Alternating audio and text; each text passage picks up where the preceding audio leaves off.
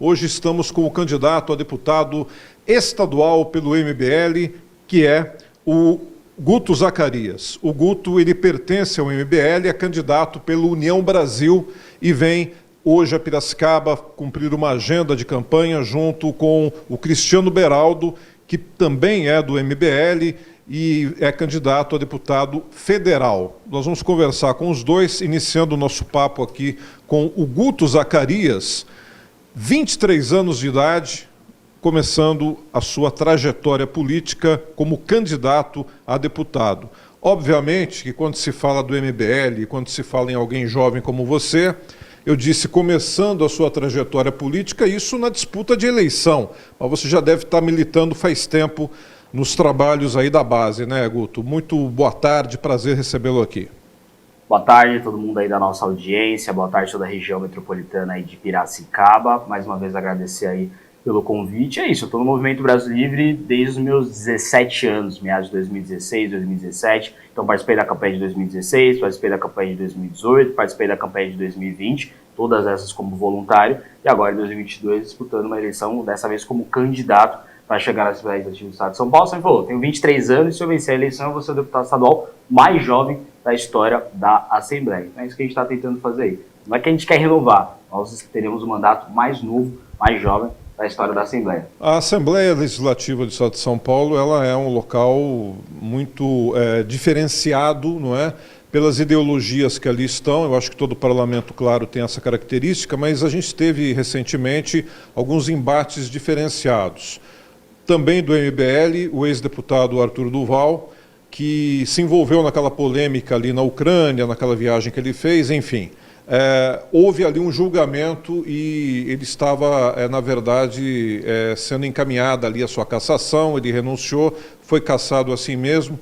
E eu toco nesse assunto com você, o Guto, porque você, eleito deputado estadual, você vai ser basicamente alguém que entra para representar o MBL dentro da Assembleia, em substituição, digamos assim, ao Arthur Duval. Não que seja algo programado, mas obviamente seria um papel que você também faria, né? E eu queria saber, assim, como é que você se sente fazendo parte, uma vez eleito, de uma instituição como essa, que fez um julgamento meio diferenciado, né? Porque o Arthur fez aquele episódio, mas nós tivemos deputado ali que passou a mão numa deputada despodoradamente, cometeu ali um ato obsceno, até uma violência, né? Uma coisa realmente terrível. E os pares, os outros deputados, perdoaram essa atitude. E, de repente, houve, na sua maneira de entender também, um certo rigor a mais no caso do Arthur Duval. E eu queria saber como é que é para você chegar numa Assembleia sabendo que você vai ter, além de uma batalha de representar a população, você vai ter também uma articulação interna ali que você vai ter que fazer. E eu queria também, numa mesma pergunta, desculpa te colocar com tantas questões, como é que é a articulação que o Guto fará dentro da Assembleia uma vez eleito? Belíssima pergunta. O Arthur é um dos meus melhores amigos, o Arthur é meu colega de movimento desde 2016, 2017, foi meu chefe. Trabalhei na Assembleia Legislativa do Estado de São Paulo, como assessor do Arthur do primeiro dia ao último dia de mandato, e me orgulho muito do mandato do Arthur, né? Até entrando na questão da cassação. Ele foi cassado justamente pelo que ele é, e não pelo que ele fez. Não foi porque o Arthur é machista. Ele foi machista naquele áudio, um áudio escroto, que eu não concordo nem um pouco com aquele áudio, mas a gente tem que entender a natureza dessa cassação, como você bem pontuou. Tem na Assembleia Legislativa do Estado de São Paulo um deputado que, na votação mais importante de um mandato de deputado, que é a votação de orçamento, ele passou a mão em uma deputada estadual, dentro do plenário da Leste, dentro do Estado de São Paulo, na votação mais importante, o cara estava bêbado e fez uma coisa dessa. A Isa Pena, que é a deputada que foi assediada no caso, ela também ali praticamente passou pano para a cassação do Fernando Cury, que foi o deputado que fez isso, e o deputado que fez o relatório do Arthur pela cassação do Arthur é o deputado delegado Olim, que disse recentemente, numa entrevista ao podcast do Vilela, um dos maiores podcasts do Brasil, que a Isa Pena teve sorte em ser assediada. Esses dois caras, abertamente machistas, brincadeira, né? Estão na Assembleia até hoje, poderiam ter votado o caso do Arthur Duval, no caso do Fernando Cury não votou, mas o delegado Olim não só votou pela cassação do Arthur, como foi o relator do caso do Arthur. Não foi por conta de machismo que o Arthur foi cassado, foi porque ele representa. O que ele representa? Ele representa exatamente uma insatisfação da sociedade. O Arthur é o segundo deputado estadual mais votado, um dos mais votados da história, quase 500 mil votos, com o modus operandi da maioria dos deputados da Leste, quer usar vários assessores, é usar todos os privilégios, é usar fundo eleitoral, é passar pano para quem é corrupto, eventualmente até ser corrupto também. Todos esses anseios foram criticados pelo Arthur Duval, foram defendidos por esses deputados, é isso que a gente está combatendo. Ou seja, é o que a gente costuma dizer, cortaram a cabeça do Arthur pelo que ele representa e não pelo que ele fez. Vão nascer outras cabeças no lugares. Porque os ódios da população que votou no Arthur e os amores da população que votou no Arthur continuam lá. Com a cassação do Arthur ou não, as pessoas continuam indignadas com tudo isso e tudo isso continua acontecendo. Então, você falou, teve algumas polêmicas na Assembleia, todas as polêmicas da Assembleia foram por conta do Arthur. Se você pegar o YouTube da Assembleia Legislativa, os vídeos mais vistos, os mais polêmicos, os discursos mais inflamados, seja contra petistas, seja contra o Centrão, seja contra bolsonaristas, eram do Arthur. E é isso que a gente quer continuar fazendo, né, numa sucessão ao mandato do Arthur Duval. Pegar esse anseio popular e colocar no seio da Assembleia Legislativa do Estado de São Paulo. E você vai manter essa posição também na Assembleia? Eu vou manter a posição de bater de frente com o que eu julgo errado. Que é o que eu sempre falo. Não é que eu sou indignado. Eu sou indignado e fico indignado com quem não está indignado com a Assembleia Legislativa do Estado de São Paulo. Ou seja, uma das votações mais importantes do Arthur foi o caso de aumento, queriam aumentar R$4.000 a mais para auxílio de deputado que quisesse pegar carro oficial. Eu não acho que isso é uma prioridade da Assembleia. A Assembleia do Estado de São Paulo custa R$1 milhão por dia. A gente está vivendo no Estado de São Paulo que está aumentando a inflação, que está aumentando o desemprego, as pessoas estão ficando mais pobres, estão entrando mais na miséria, estão passando mais fome, está tudo mais difícil no Estado de São Paulo. E a Assembleia está votando para aumentar gasto com carro oficial de deputado? Não dá. Então eu vou estar indignado com isso. Se as pessoas não ficam indignadas com isso, eu fico e ainda fico indignado com quem não fica indignado por conta dessa. Então acho que todas as brigas que o Arthur fez dentro da Assembleia são brigas que, a população concorda, 2, eu concordo e eu quero manter lá. Não dá para a gente continuar tendo políticos que não representam o povo e estão totalmente descolados da realidade, como a maioria dos deputados da Leste, que, como eu digo, quase todos têm mais de 20 assessores, tem quase uma microempresa dentro do seu gabinete, com vários gastos, com auxílio moradia, com auxílio paletó, com tudo que pode ter de privilégio. Eu quero renunciar a isso, e o cara que usar, eu vou denunciar dentro da Assembleia Legislativa do Estado de São Paulo, que eu acho que esse não é o modelo de política que a gente tem que ter.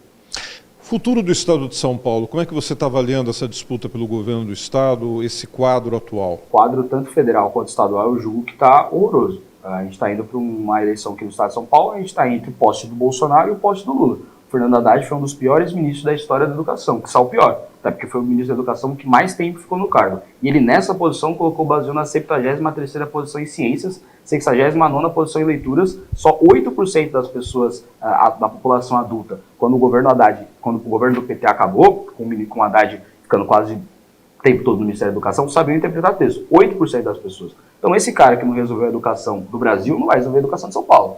É como você pegar um treinador que ele rebaixou a Ponte Preta e o prêmio para ele é treinar a seleção brasileira. Não faz sentido?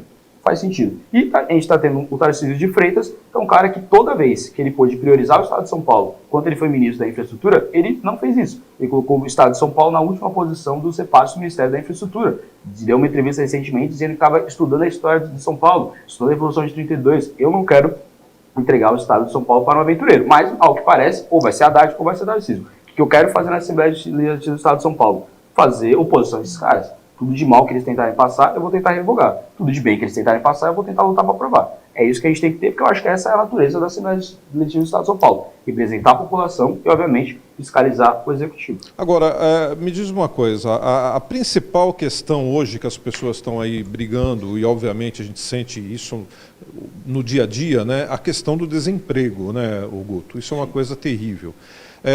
A questão do desemprego no estado de São Paulo também é bastante grande, obviamente, o maior estado da nação, aqui o barulho é mais intenso.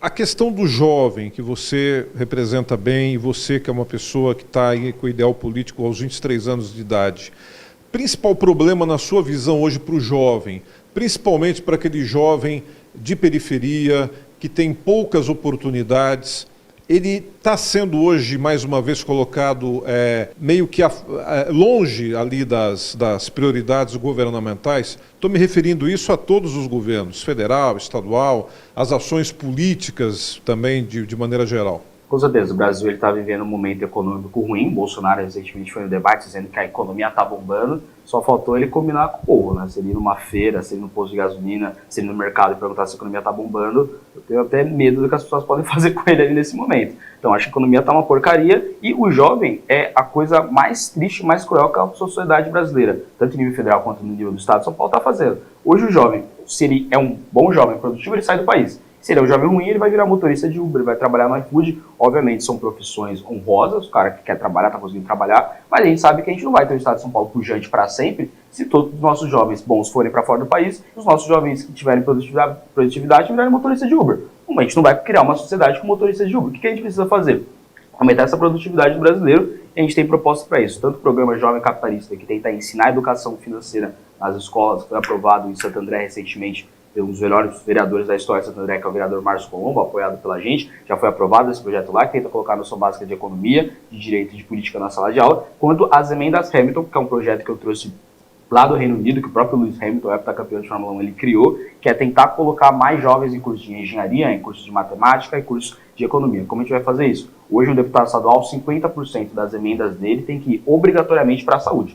Outras 50% ele pode fazer o que ele quiser, exatamente o que ele quiser. O que a gente quer fazer? Com o máximo de transparência, de honra, de honestidade, de eficiência, alocar esses 50% de verba de deputado, que são milhões de reais, para instituições que queiram aumentar a produtividade de pessoas, principalmente pessoas de baixa renda. Ou seja, o cara quer ter educação financeira, quer um curso de robótica, um curso de TI, a gente vai mandar emendas para essas instituições que queiram fazer isso, desde que essas instituições passam ali do nosso processo seletivo, também mostrem ter um grau de transparência. Enfim, além de tudo isso, que são duas propostas que a gente tem que discutir a questão estrutural do Estado de São Paulo. É um Estado com muita carga tributária, com muito imposto, muita burocracia, que as pessoas que querem empreender, que querem trabalhar, não conseguem. Então a gente tem que deixar o óbvio, deixar o trabalhador trabalhar, e as pessoas que não estão conseguindo trabalhar, a gente vai entrar com a emenda Hamilton, com o projeto Jovem Capitalista, que a gente quer aprovar, além do nível das cidades, já protocolou em 10 cidades, protocolar também e aprovar na Assembleia Legislativa do Estado de São Paulo. Muito bacana esse projeto, né? Você teve esse contato também com o Lewis Hamilton?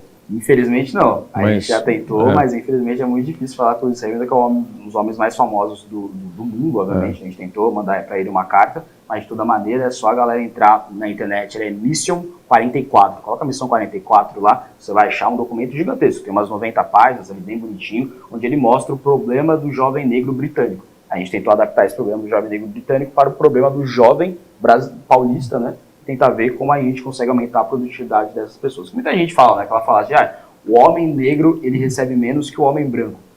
Por quê? Ou o capitalismo ele é racista, ou o capitalismo visa o lucro. Todo mundo sabe que o capitalismo visa o lucro. Por que isso acontece? Porque o homem negro, via de regra, está trabalhando em trabalhos que pagam menos do que o homem branco. Aí ele vai receber menos. O que a gente tem que fazer para mudar isso? Vai ficar criticando, sentado no nosso sofá, vindo no Twitter, criticando o racismo do capitalismo.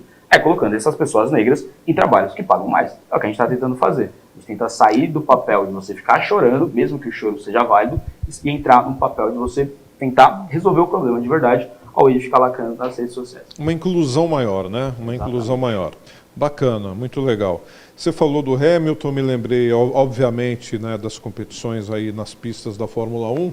E o interessante que a gente viu, né, nessa disputa do ano passado é que até a final da Fórmula 1 foi politizada, né? Foi partidarizada, porque nós tivemos o Piquet apoiando o Verstappen, né, que é marido a filha do Piquet é casada com o Verstappen, parece que é isso, né? E o Piquet e o Piquet acabou entrando aí nessa jogada aí, então foi meio que deu politizada essa Fórmula 1. O que aumentou a torcida também pelo Hamilton, eu acho, porque né, não dá, né? Piquet... Hamilton, para mim, é uma das minhas principais inspirações, não necessariamente políticas, às vezes dá declarações políticas que eu não gosto, mas a gente tem que saber... Pela história de vida, né? Pela história de vida, pela vontade de vencer, pela vontade de mudar a realidade dele, que é o que a gente tenta fazer, obviamente, sem ser heptacampeão da Fórmula 1. Maravilha. Guto, queria conversar agora sobre um assunto que as pessoas pegam muito no seu pé pelas suas posições, se é chamado de anticotista, anticotas, né? Apesar de ser uma pessoa da raça negra, você não concorda com esse posicionamento político, com essa linha, até uma linha de interpretação que as pessoas fazem, às vezes até em nome da comunidade negra, né? Eu acho que é uma coisa meio de querer subjulgar as pessoas ou até tomar partido sem conhecer realmente as histórias. E você tem o seu avô, o senhor José Correia Leite, que foi fundador do movimento negro, né? Eu queria que você primeiro fizesse uma linha de raciocínio, né, entre o seu avô, que fundou o movimento negro, e o seu posicionamento hoje. entendendo da maneira que eu pelo menos entendo que você hoje você não é contra o movimento negro, na minha opinião. Pelo contrário, você tem uma linha de interpretação que fortalece a luta do seu avô. Só que querem usar essas coisas de maneira política partidária, né? E isso acaba, eu acho que te tira um pouco do sério isso, não tira não, Guto? Não te deixa meio pé da vida essas coisas? Com certeza, né? A gente lembra em Todo Mundo Odeia o Chris, as pessoas devem se lembrar, tinha a professora Morello. Era uma professora rica e branca que ficava dando lições pro Chris, que era um jovem pobre e negro, do que era racismo. Ele falava alguma coisa, ela, não, Chris, você não entendeu direito, o racismo é tal coisa. Ele ficava lá, tipo, mas eu sou negro e você é branca, porque você tá me dando lições sobre racismo. É isso que aconteceu quando a Folha descobriu que o meu bisavô é José Correia Leite, que é um dos maiores líderes do movimento negro do Brasil, que basicamente criou a imprensa negra brasileira na década de 30, aqui no estado de São Paulo, Clarim e Alvorada, que é um dos maiores jornais, que falava também da pauta racial. Eles descobriram esse fato, e aí, se você entrar na matéria da Folha, os comentários são geralmente pessoas brancas, como o próprio João Willis, um cara rico, branco, privilegiado, tudo isso que eles falam aí.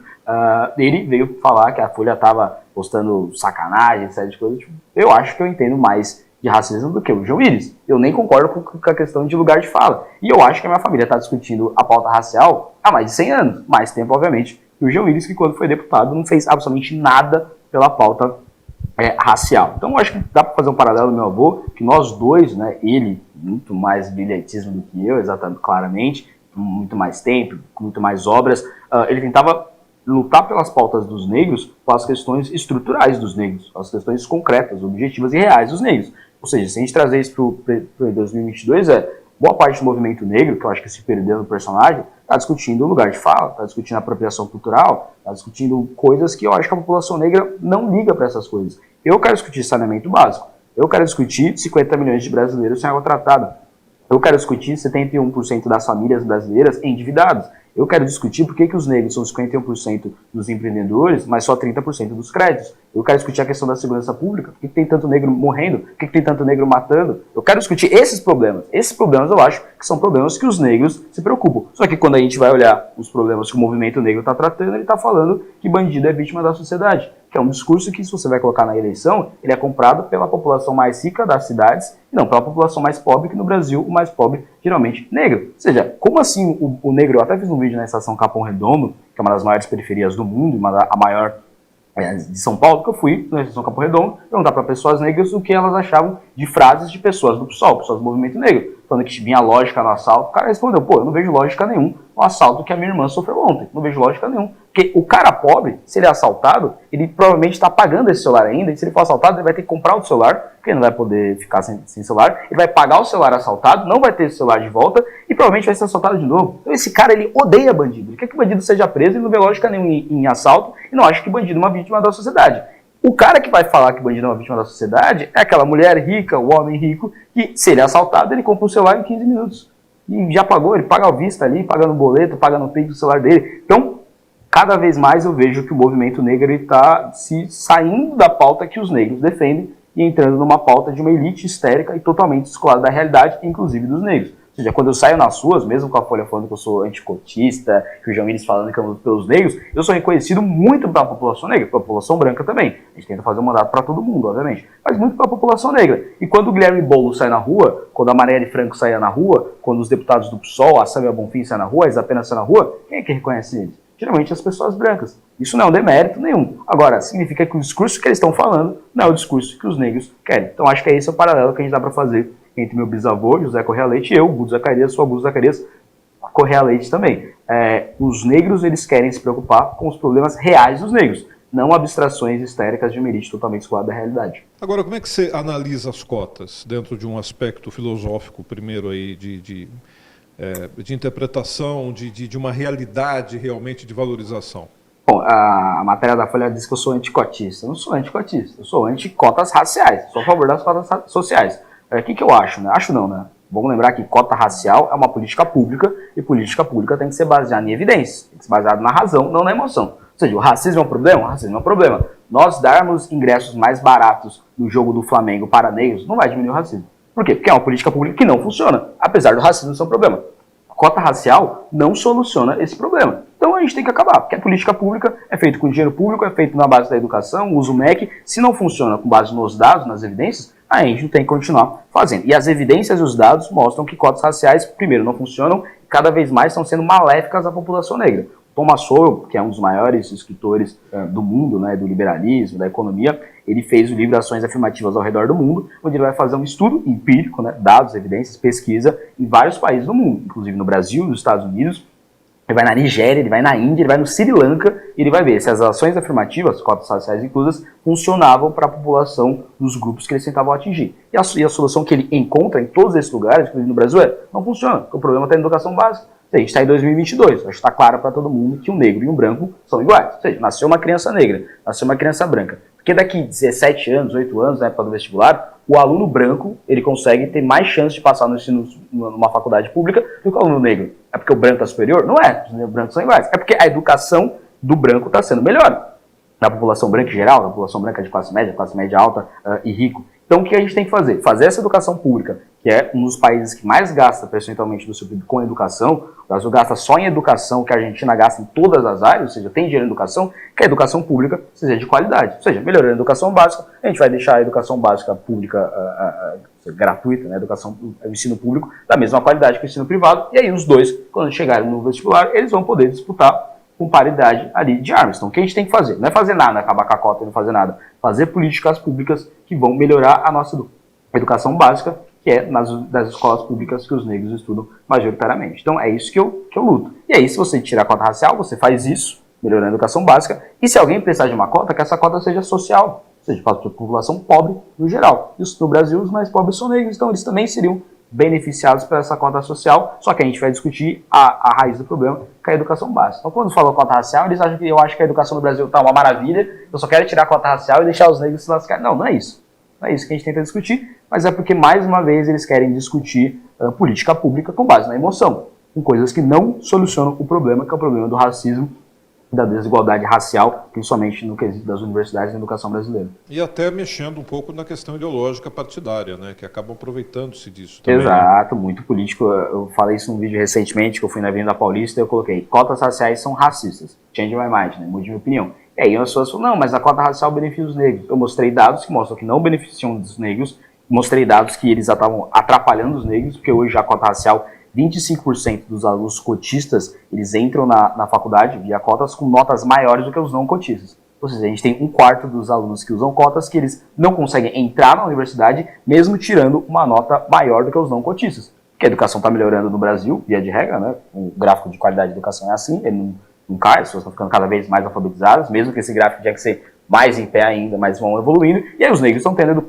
educação, tá pipocando cursos cada vez mais gratuitos de cursinho vestibular na internet, eles estão aprendendo. E aí eles acham que, pegando a cota racial, eles vão ter uma nota, eles vão ter uma chance maior, quando na realidade estão sendo uma chance menor, porque eles estão disputando numa bolha cada vez mais qualificada, cada vez mais preparada. Ou seja, hoje no Brasil nós já temos 1 a cada 4 alunos negros que usam cotas, que poderiam estar na universidade se tivessem um desempenho pior se eles não escolhessem a cota racial, ou seja, atrapalha. E aí, o cara falou, não, mas isso vai ajudar os negros. Primeiro, não ajuda. Segundo, atrapalha. Terceiro, o cara ajudado mesmo pela cota é o deputado do PT, é o deputado do PSOL, que aprovou a cota racial, que votou a favor da cota racial, que vai chegar numa periferia e falar, pô, eu te dei a cota. Aí esse cara vai se reeleger, vai ganhar a eleição, vai ter cargo, vai ter emenda, vai ter tudo isso que um político tem com todos esses privilégios, enquanto o jovem negro não vai conseguir entrar na universidade, porque a educação pública brasileira é uma porcaria. Então, o cara mais beneficiado com a cota racial é o político que aprova a cota racial, como o Sowell também falava nos seus escritos. Ou seja, usaram muito e ainda querem usar essa parte da população.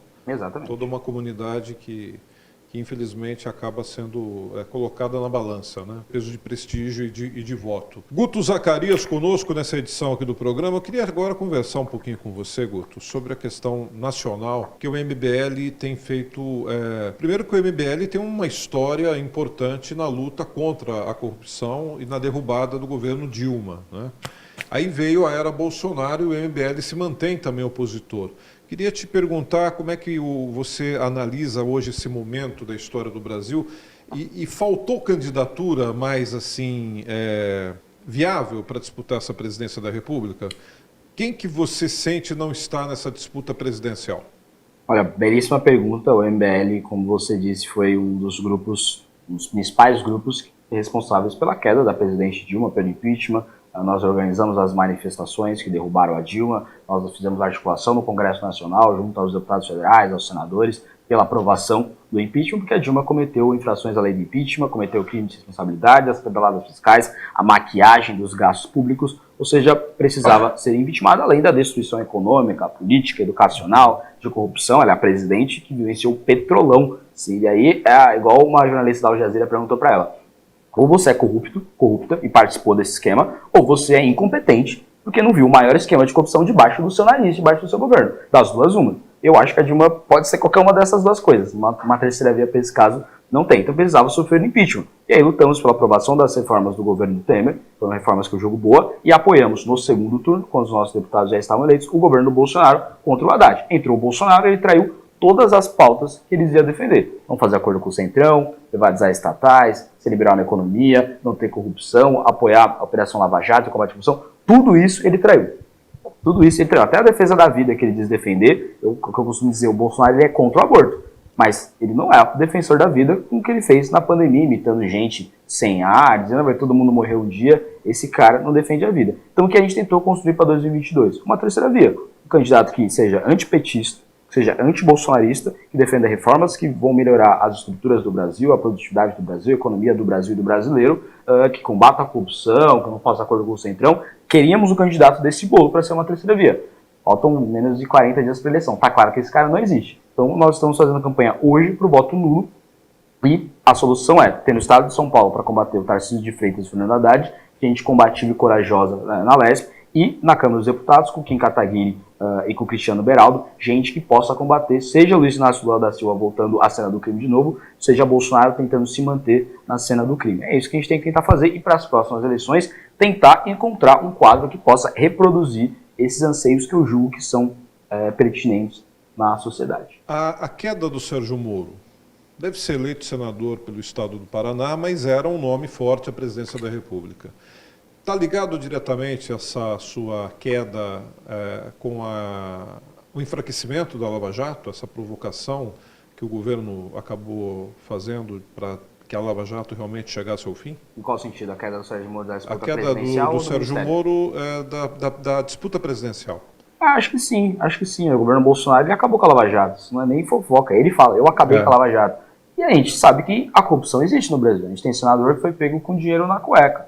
A gente tem deputado federal que tem gravação dentro do gabinete dele manuseando dinheiro vivo, colocando em caixa de sapato, pregando gente de prefeitura lá. Ou seja, está tendo corrupção no Brasil até hoje. Teve ministro do Bolsonaro que foi preso. Milton Ribeiro chegou aí para a cadeia. Ou seja, tem corrupção no Brasil, e a operação que mais combateu a corrupção na história do mundo, o Bolsonaro acabou com ela. Acabou com ela por quê? Se existe corrupção. Para beneficiar os corruptos. Está governando o país com o Ciro Nogueira, com o Arthur Lira, está com o Aldemar Costa Neto. Está com essas pessoas para quê? E o Sérgio Moro, acho que vendo isso, quis fugir da disputa presidencial. Uma pena. Eu acho que ele seria um bom candidato a presidente da República. Claro, tem seus defeitos, né? Todos os candidatos têm, mas acho que eram defeitos mais fáceis de melhorar do que os defeitos de Lula e Bolsonaro, que o principal defeito é ser corrupto. Uma coisa é o cara ter uma dificuldade de oratória, uma coisa uma pauta específica ele é contra, ele é a favor, outra coisa é o cara ser bandido, e bandido não dá pra chamar o Sérgio Moro. Então eu gostaria sim que ele fosse presidente da República. Quando ele era pré-candidato, eu apoiei ele, tivemos também apoio dele na nossa pré-candidatura. Com ele caindo, eu não vejo outro candidato no campo da terceira via aí que possa prosperar e que defenda as pautas que eu julgo importante futuro do Brasil. Então não vou votar em quem não me representa, vou votar Lula no primeiro e principalmente no segundo turno, se ele for Lula versus Bolsonaro, que é o que eu acho que será.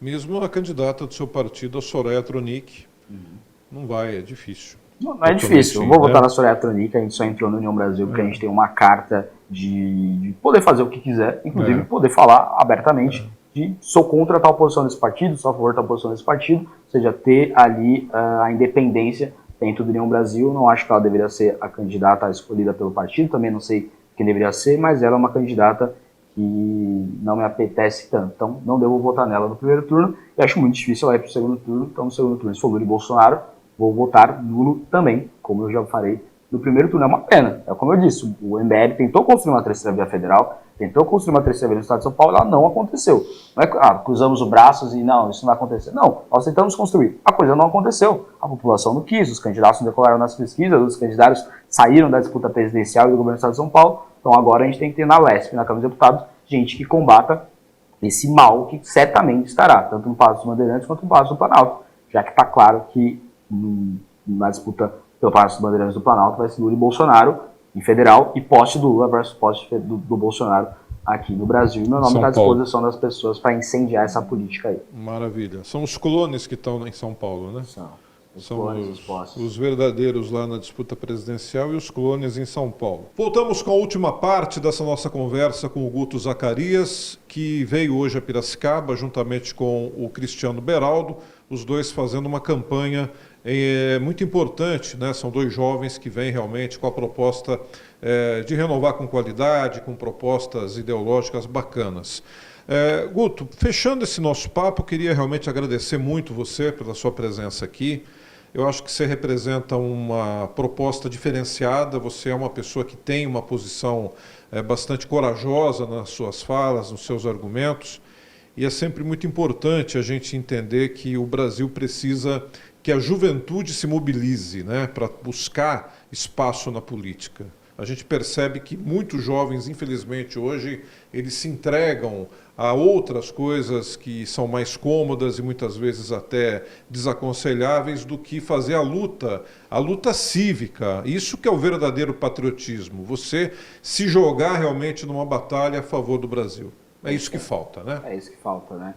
Mais uma vez, obrigado pelo convite, obrigado a todo mundo que está nos assistindo aí, população de Piracicaba, que eu já vim na cidade algumas vezes, na pré-campanha, na campanha, em outras campanhas também, em outros momentos, dessa vez a passeio, dessa vez de agora em campanha, pedindo voto, mostrando nossas propostas, nossas teses, nossas ideias para o estado de São Paulo. E é isso, quero estar na Assembleia Legislativa do Estado de São Paulo para representar uma população que está indignada com tudo isso que está aí, com o fundão eleitoral, que nós recusamos, né, que é você pegar o dinheiro dos mais pobres e gastar esse dinheiro dos mais pobres com um santinho de político, com perfurado de político, com adesivo de político, com corrupção de político. A gente não é que a gente é contra, mas usa. Nós somos contra e já desde já, com oferta milionária, recusamos. Estamos fazendo uma campanha rodando o estado de São Paulo na base da vaquinha e felizmente, por nossas propostas serem boas, nós já somos a 10ª maior vaquinha do Brasil. Então é isso, dia 2 de outubro, 44777 para deputado estadual, para deputado federal, Cristiano Beraldo, 4488.